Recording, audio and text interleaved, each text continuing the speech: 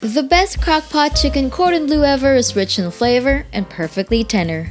Learn how to make the slow cooker version with the help of this video, brought to you by recipes.net. On top of a pounded slice of chicken breast, place a slice of ham and Swiss cheese, then roll it up.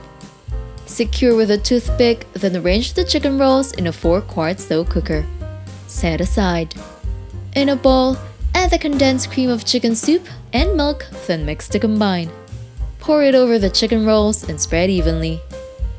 Cover and cook on low for 4 to 5 hours. Serve it hot over pasta, garnished with chopped parsley.